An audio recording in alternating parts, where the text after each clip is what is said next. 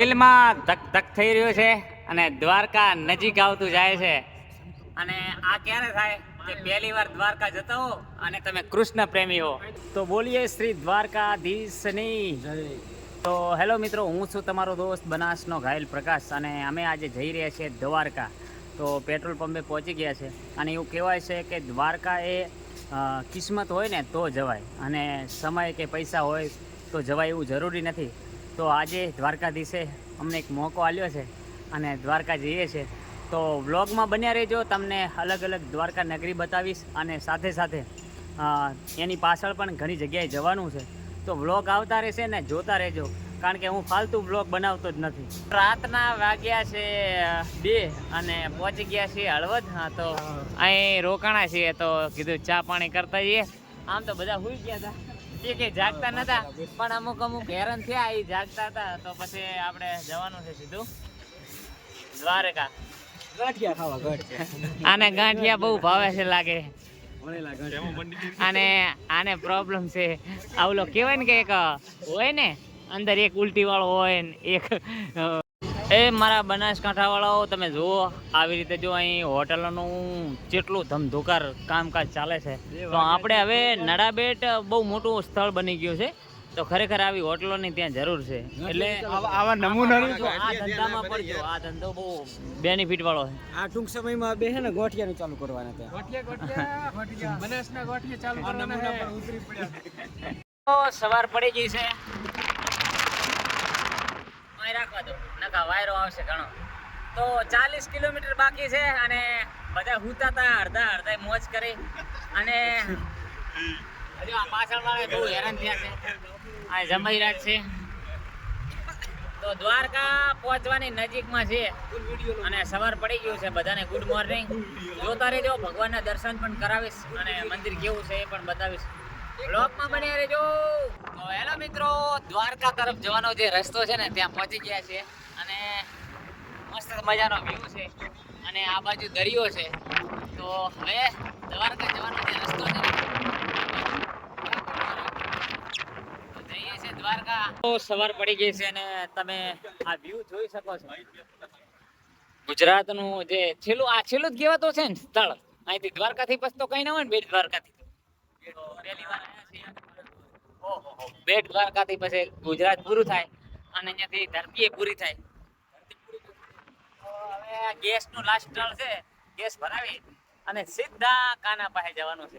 પગી ગયા છે. આરતીનો લાભ તો નહીં મળ્યો, પણ દર્શન થઈ જાય વહેલા ભીડ ઓછી હોય એવી પ્રાર્થના કરીએ અને બસ અહીંથી નાસ્તો ચા પાણી કરી અને નીકળીએ છીએ સીધા દ્વારકા, એટલે કે કાનાના ખોળામાં.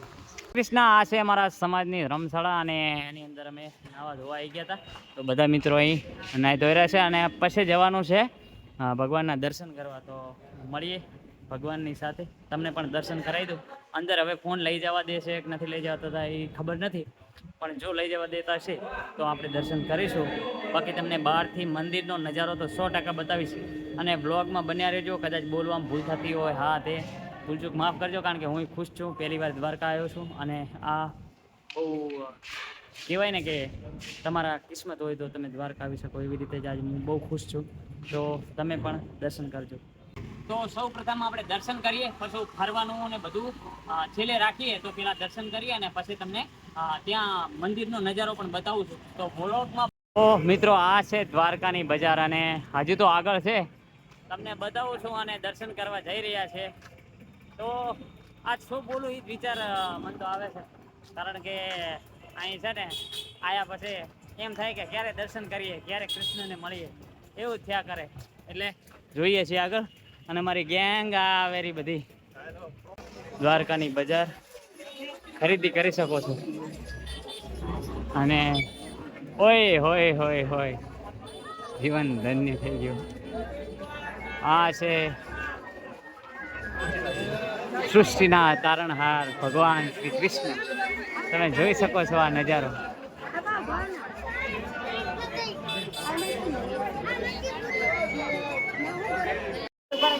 ભગવાન શ્રી કૃષ્ણ દ્વારકાધીશની આ નગરી જોઈ શકો છો. તો મને તો આમ આનંદ થઈ ગયો. તમને કેવું લાગી રહ્યું? તો આ મંદિર છે અને અહીંથી જવાય છે. હવે ફોન કેટલી સુધી લઈ જઈ શકાય છે એ ખબર નથી, પણ હું તમને જેટલી ભાઈ લઈ જશે એટલી ભાઈ આપણે વિડીયો બનાવતા રહીશું. અને પછી આ છે સુદામા સેતુ, જોઈ શકો છો મિત્રો. આ છે સુદામા સેતુ, ત્યાંથી આ નવું નજરાણું છે, હમણાં જ બનેલું છે. અને હું તો પહેલી વાર આવ્યો છું, પણ મજબૂત છે લોકેશન. કૃષ્ણ દામોદરમ જાનકી વલ્લભમ રામ નારાયણમ જાનકી વલ્લભમ. અહીં દહીં મળે છે, તમે જોઈ શકો છો. દહીં છાશ કહેવાય ને, કૃષ્ણ ભગવાનને વાલું દહીં હતું. તો આ છે સુદામા સેતુ અને ભગવાનના દર્શન અહીંથી કરવાના થાય છે. જોઈએ આગળ શું શું થાય છે. અને આ મળે છે અહીં દહીં, અને હજુ બજાર છે.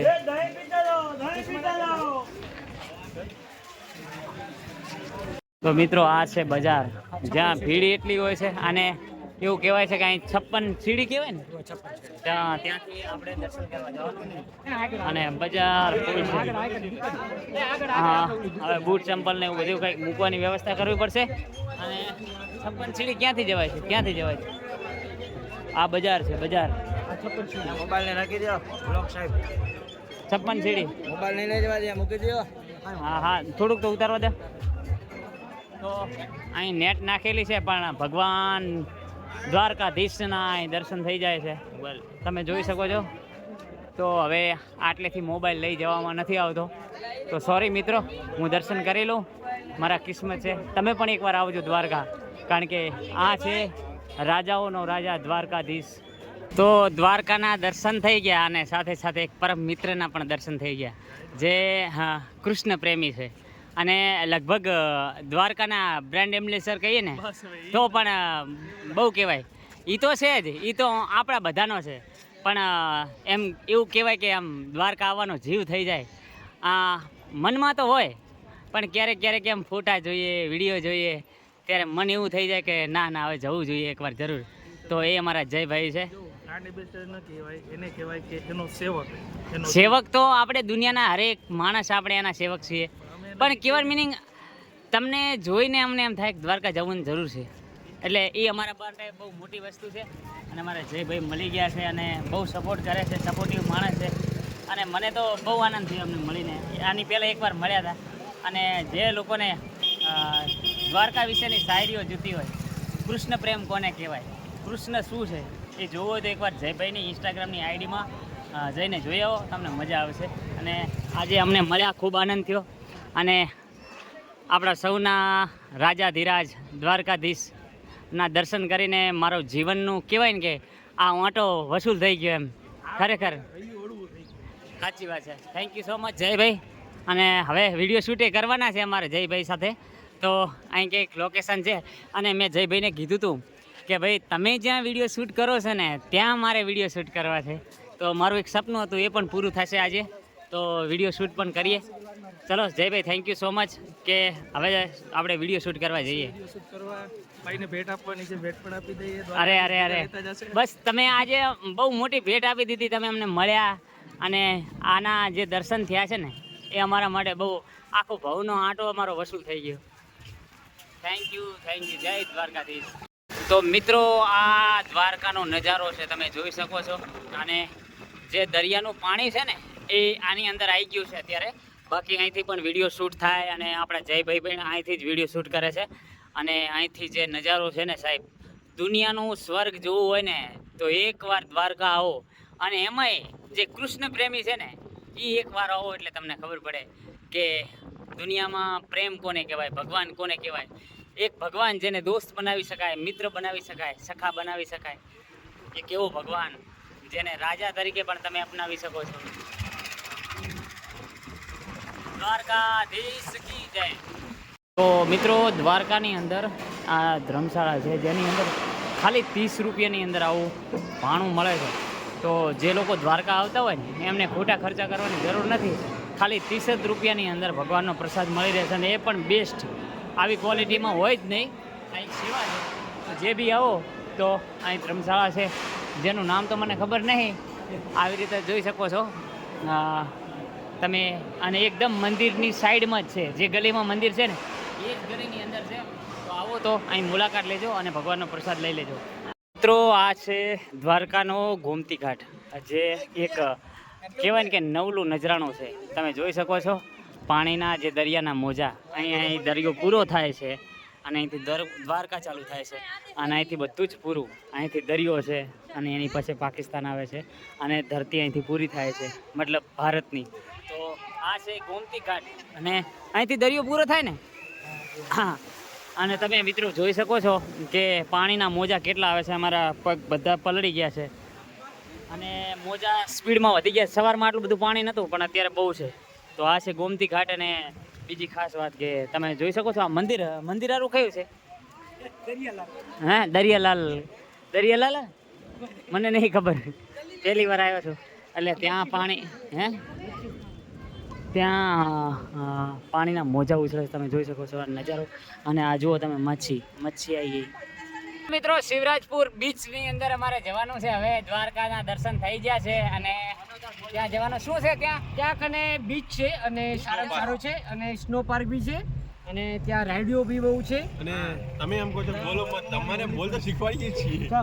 બરાબર. એટલે આ બીજું શું સ્નેક શું કહેતો હતો? સ્નો પાર્ક જે બરફનો, જે બરફ. મિની કાશ્મીર આપણે કહી શકાય એ છે. વાહ વાહ. તો શિવરાજપુર બીચ ઉપર પહોંચી ગયા છીએ અને નાવાનો પ્લાન કર્યો છે. જો અંદર રજા હાલતા હશે તો નાશું, નકા જોઈને પાછા આવશું. અને તમે જોઈ શકો છો આ ચીમની છે અને ઓલી બાદ સમુદ્ર ઘૂઘવાટા મારી રહ્યો છે. તમને બતાવું છું આગળ જતા, અને ટિકિટ લેવાની છે. તો શું થાય છે જોઈએ, મળીએ શિવરાજપુર બીચ ઉપર. બીચની અંદર પહોંચી ગયા છીએ અને તમે જોઈ શકો છો દરિયો. હા, મોજ મોજ મોજ. આ છે દ્વારકા. શું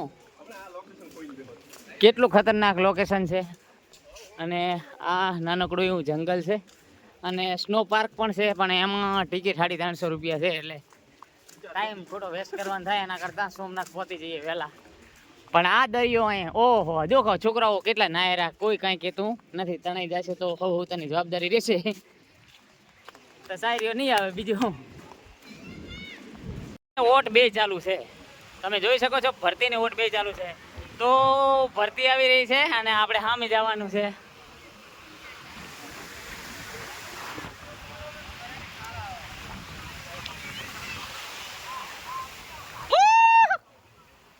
તો જિંદગીમાં પહેલી વાર દરિયા કિનારે આવ્યો.